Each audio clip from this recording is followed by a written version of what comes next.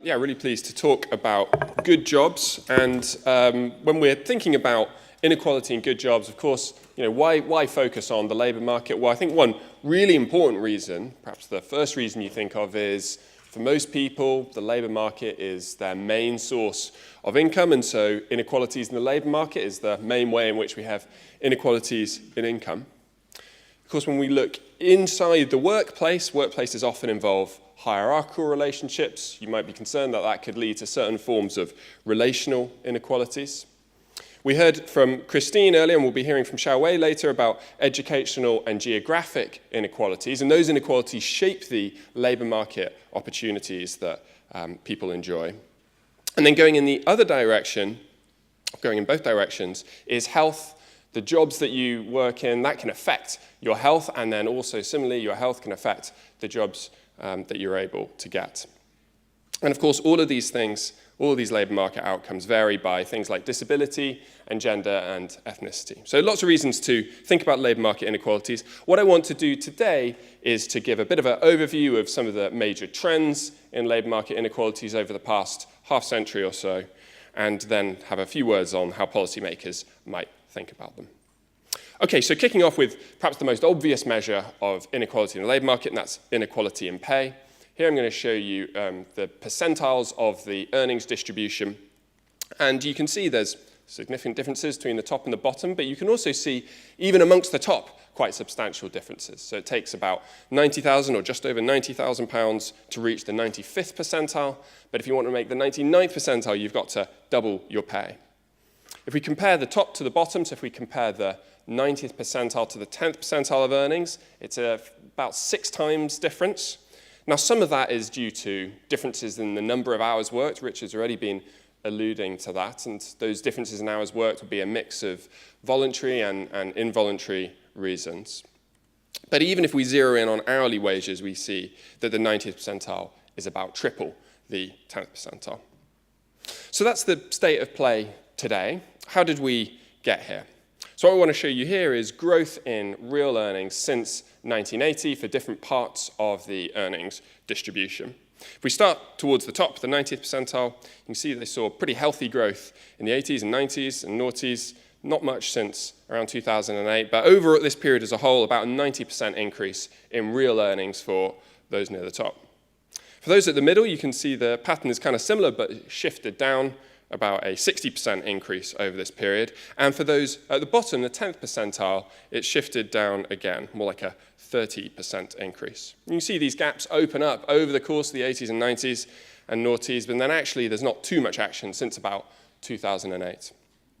So we see this big kind of widening up in labour market inequalities over this period.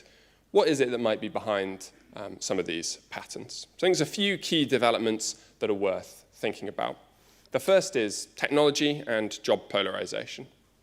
So what I'm going to do here is to put occupations into tenths according to how well they're paid. So the lowest paid occupations on the left and the highest paid ones on the right. And then I'm going to say how many more jobs are in those occupations over different periods of time.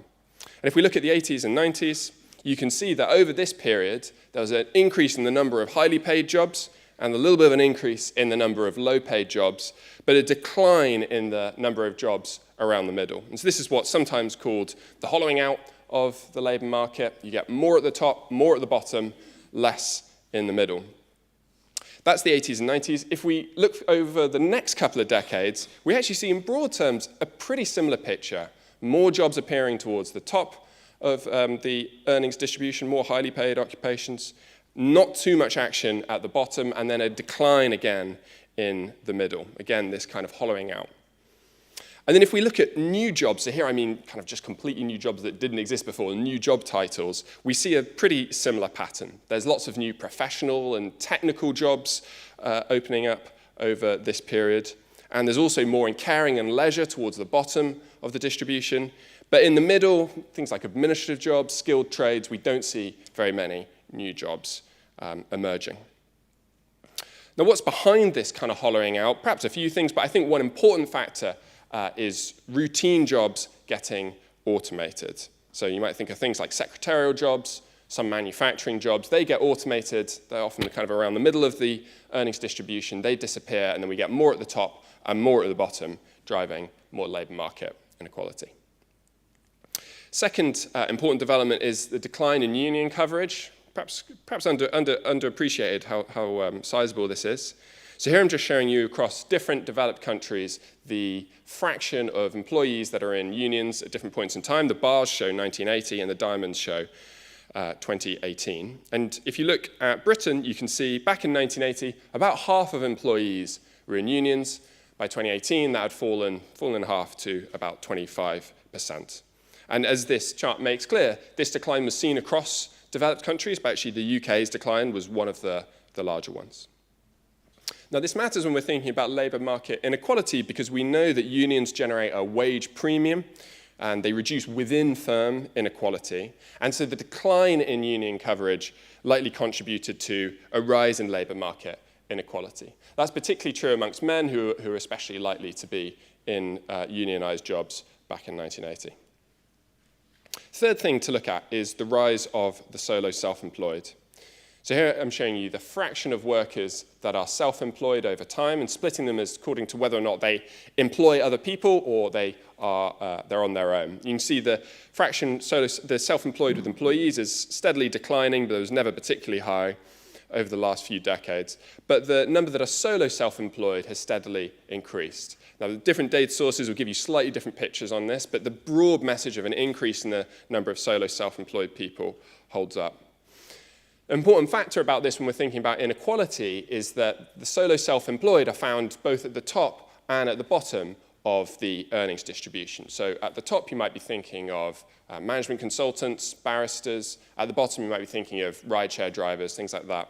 And so because they're at the top and the bottom, a rise in the number of solo self-employed workers tends to lead to increase in labour market inequality.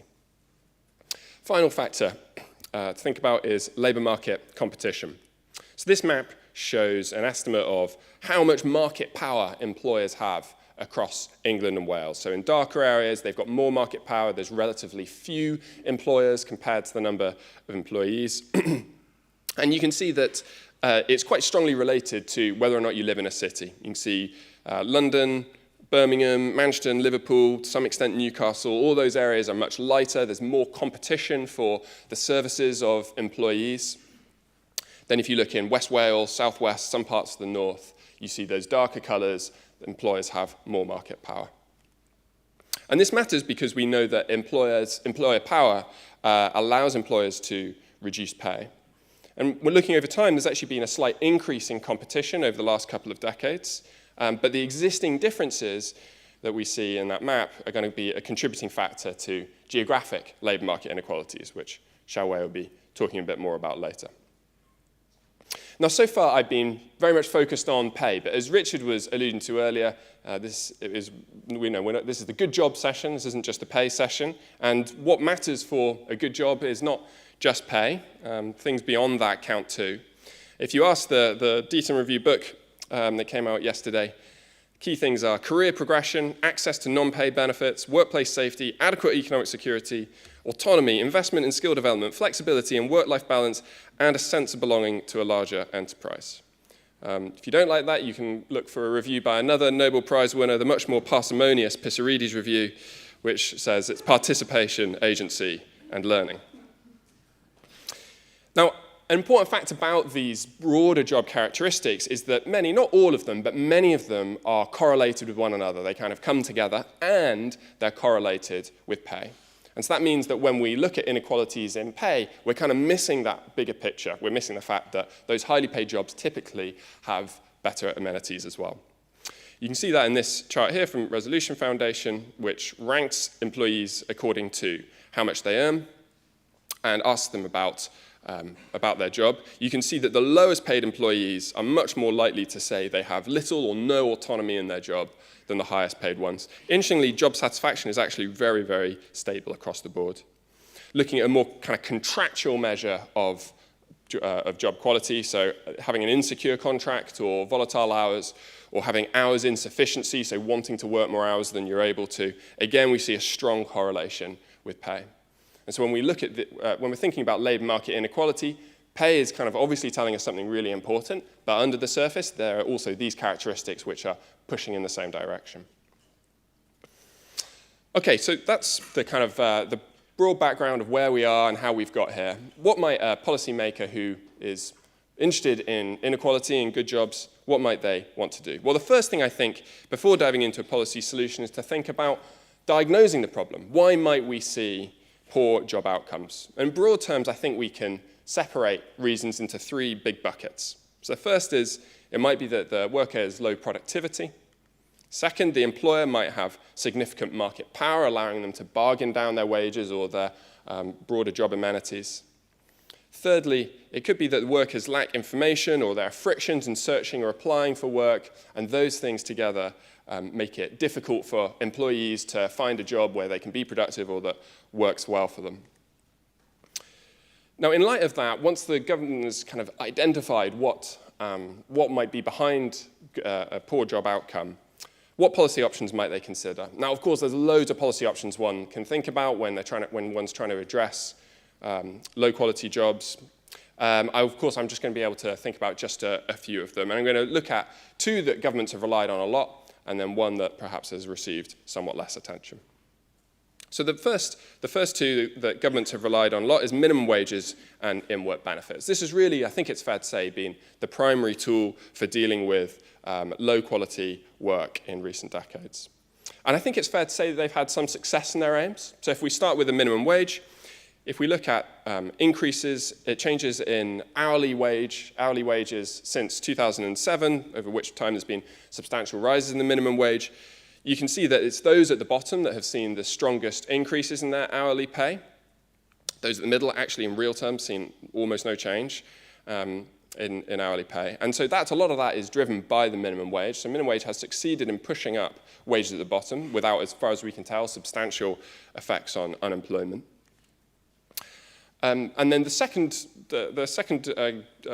policy tool we're looking at is in-work benefits. Again, I think has been in some ways quite successful. You can see that with this graph here. So here I'm showing the increase between the mid-90s and just before the pandemic, the increase in household earnings before taxes and benefits across the distribution. You see those at the bottom saw quite a lot slower growth than those at the middle, who in turn saw slower growth than those at the top. But that's overall gross earnings before tax and benefits. Once we account for in-work benefits and taxes, you can see the pattern really flattens out, apart from right at the very top. And so the big increase in earnings inequality that we saw, a lot of it got offset by in-work benefits. And so that means that total income inequality was, in fact, little changed. So that's, I think, something to be said in favor of using these tools for this purpose. But on the other hand, I think these tools come with significant trade-offs. So think about minimum wages first.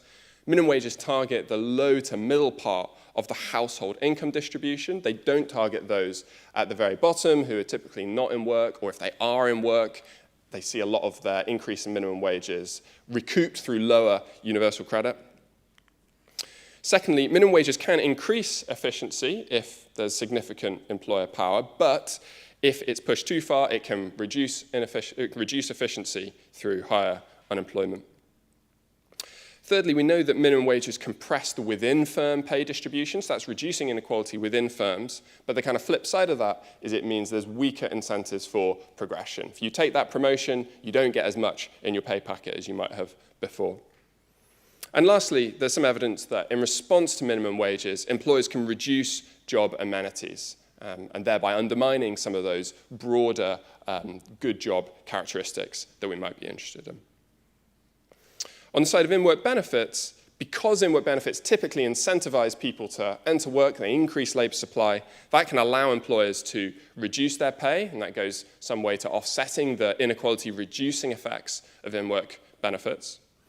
And secondly, as you increase your earnings, if you're on in-work benefits, you're on universal credit, you see some of that withdrawn, and that means you face quite weak incentives for progression. For someone on universal credit, it would be quite typical, for example, to earn an extra pound and see 70p of it lost through higher taxes and lower universal credit.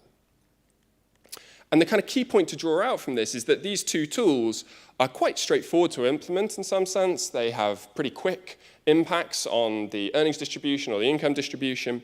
But because they don't really tackle the root issues involved that cause poor quality jobs, they come with some more of these less favourable trade-offs. So one word on another tool that governments could use that is more oriented towards tackling a root problem, and that's training, which can deal with low productivity. Now, you might expect that in the market, training might be underprovided. A firm who pays to train a worker, if that worker goes to another firm, it's that second firm that captures the benefit of the training, and so you might expect to get an under-provision of training. And so that generates a case for the government to provide training or perhaps to subsidise it. Now, of course, the government does already do this to some degree, but there might be a case for thinking about whether or not to do more or to change the nature of the training. What sort of training should the government be thinking about? Perhaps three things to keep in mind. The first is training that leads to vocational qualifications that's certified is really important. That means that workers have a certificate they can take to an employer and show that and use that to bargain up their wages. Secondly, so-called sectoral training programs where the government works with local employers to develop training that targets skills that those employers need. That's been shown to have really quite big impacts on long-run wage growth for employees. And thirdly, social or soft skills, things like working in a team and leadership, they've been shown to deliver strong progression for low-skilled workers. And if there's a way of embedding that into training, that also could have positive long-run consequences. Now, two letters I've not mentioned at all in the talk so far is A and I, and it's, I think, both harder and more important to think about training in a world which might be upset by AI in the near future. If so, it might be that workers find that some of their skills are rendered obsolete. That increases the need for training. But at the same time, it's harder to design a training program if you don't really know what the labour market is going to look like in a few years' time. Okay, so bring everything together. We've seen rising labour market inequality over the past half century. And inequalities in these broader kind of good jobs characteristics, these broader job amenities, they mirror those in pay, meaning that pay only tells us part of the story. Job polarization, declining coverage for unions, rise of solo self-employment, all these things seem to be important factors in driving that. And the major tools that governments have used in the face of this increase in inequality, so minimum wages and in-work benefits, it certainly had some effects, in some of their intended effects, but they largely don't go to tackle the root issues. Now, I've been talking about these policies as all kind of independent and isolated, but as Jonathan was making clear in his talk earlier, really it can be the case that if there's a kind of a confluence of disadvantage that comes together, it might be difficult to break out of it with any one intervention. So although it's useful to think about these things separately, really when it comes to designing policy, we want to think about things as a unified whole. And lastly, if AI does substantially disrupt the labour market, it could both create more labour market inequalities. We don't know that, but that's possible. But at the same time, it could make it harder to develop good policy responses.